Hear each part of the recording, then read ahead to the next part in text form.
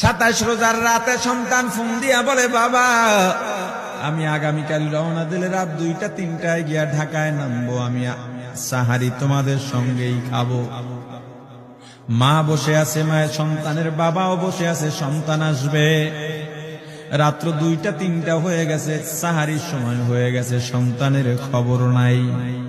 শেষ টাইমে মা বাবা সাহারি খেয়ে ফজরের নামাজ পড়ে দরজার মধ্যে অপেক্ষা করতেছে, সন্তানের খবর নাই। 8টা, 9টা, 10টা বেজে গেছে, মায়ের মনটার ভালো লাগে না। স্বামীকে ডেকে বলে, স্বামীরে আমার সন্তান কই, আমার মনটা ভালো লাগে না, একটা ফোন লাগাও। স্বামী ডাক দিয়া বলে, চিন্তা করো না, ঈদের সময় যানজট থাকতে পারে, চলে আসবে। কিছুক্ষণ পর বাবার মনটাও ভালো লাগে না, বাইরে নেমে পায়চারি করতেছে। হঠাৎ করে একটা ফোন চলে আসছে। সন্তানের ফোন দেখে বাবার সে কি আনন্দ। ফোন রিসিভ করে যখনই সালাম দিল, অপর প্রান্ত থেকে সালামের উত্তরে সন্তানের কণ্ঠ পাওয়া যায় না। বাবা ডেকে বললেন, বাবা তুমি কে? এটা তো আমার সন্তানের কণ্ঠ নয়, তবে মোবাইলটা আমার সন্তানের। ওপার থেকে ডাক দেয়া বলে, আপনি কি এই লোকেই মোবাইলওয়ালার বাবা? বলে, হ্যাঁ।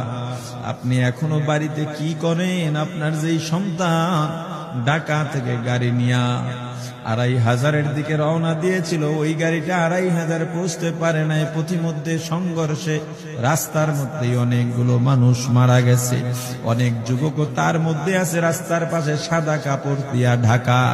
দেখেন আপনার সন্তান এই লাশের মধ্যে আছে কিনা। মোবাইলটা আমি রাস্তার পাশে পড়ে পাইলাম। বাবা পাগলের মতো একটা দৌড় দিছে। মা মনে করছে সন্তান বুঝি কাছাকাছি চলে আসছে।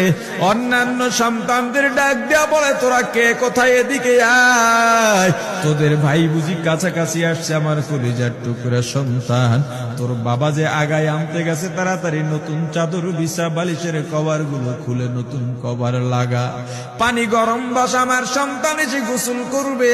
আহারে সবাই ফুলের মেলা, ফুলের তোড়া নিয়ে অপেক্ষা করতেছে। 4টা বছর কলিজার টুকরা বাড়িতে নাই, বিদেশ থেকে আসবে।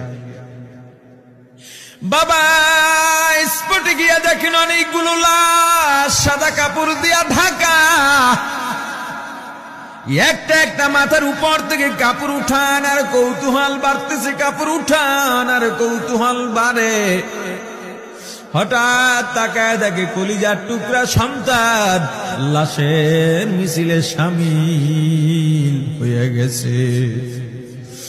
বাবা সন্তানকে ধরে কাঁদেন আর বলেন, বাবা এত আদর আপ্যায়ন তোর জন্য, এত প্রস্তুতি রে বাবা। তোর মা তোর পথে বসে আছে রে বাবা, কি জবাব দিব বল?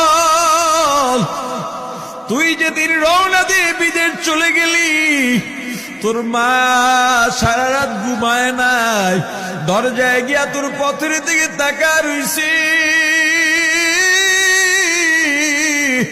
কত রাত আমি মা আমি বাবা দেখলাম, তোর মা গভীর রাতে বিছানায় নাই। খুঁজতে খুঁজতে দেখলাম দরজায় গিয়া তোর মা কাঁদে।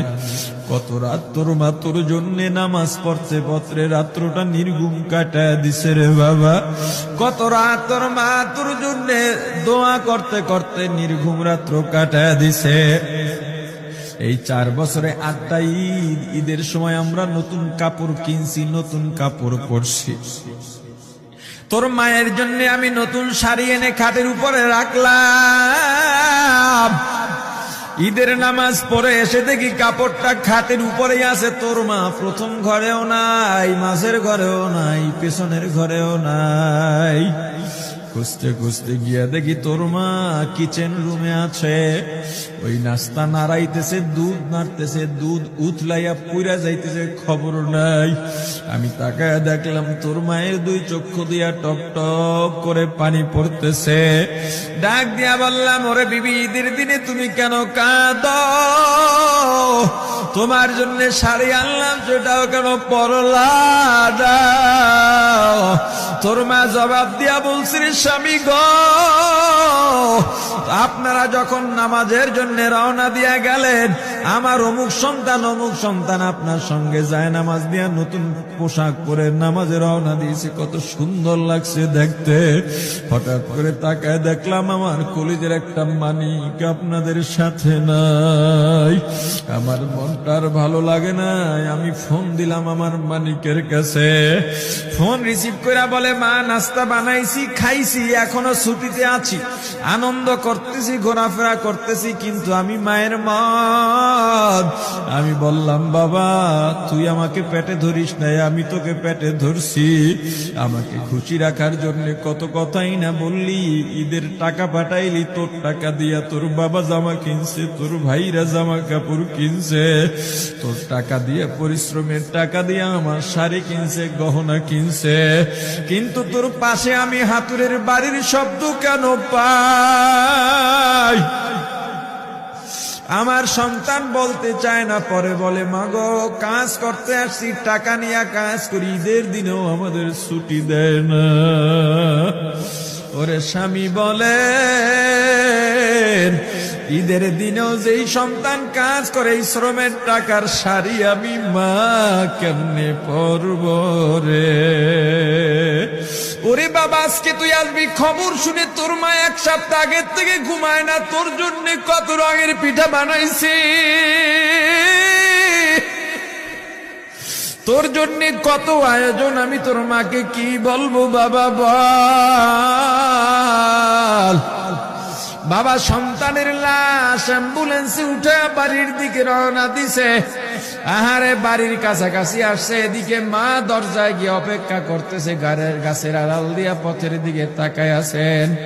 দেখেন একটা গাড়ি আসতেছে, মায়ের সে কি আনন্দ, বাড়ির মধ্যে দৌড় দিছে, তোরা কই তাড়াতাড়ি আয়, ফুলের মালাগুলা নিয়ে আয়, গাড়ি এসে পড়ছে। বাড়ির দরজা দিয়ে যখন অ্যাম্বুলেন্সের হরেন দিয়া ঢুকতেছে, হুইসেল দিয়া ঢুকতেছে, মা একটা চিৎকার দিছে, ওরে এই মরণ গাড়ি আবার বাড়ি কেন, কার কপাল পুরুষে?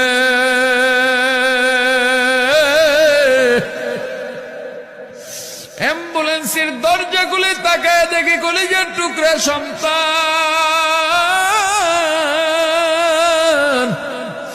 এমন ঘুমাইছে, আর জীবনেও উঠবে না।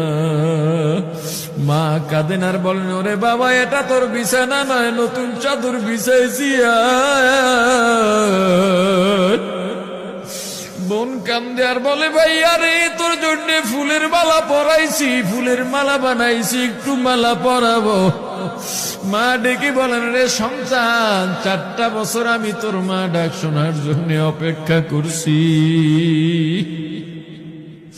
তোর জন্য গরম পানি করছিলাম, গোসল করবি, সেই গরম পানি যে তোর জীবনের শেষ গোসল হবে বুঝি নাই।